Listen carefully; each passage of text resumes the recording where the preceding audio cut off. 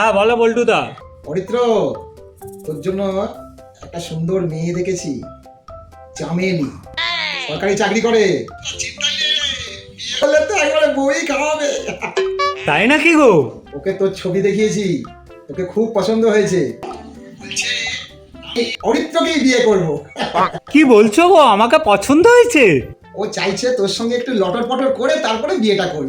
দূর, তুমি কি যে বলো না, লজ্জা লাগে না বুঝি?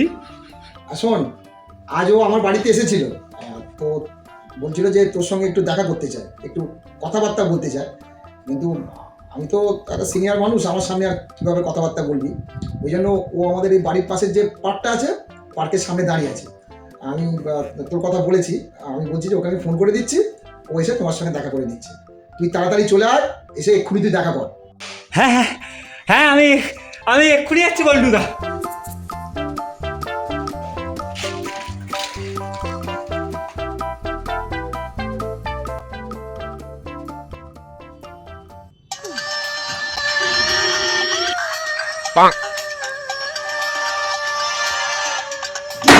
কি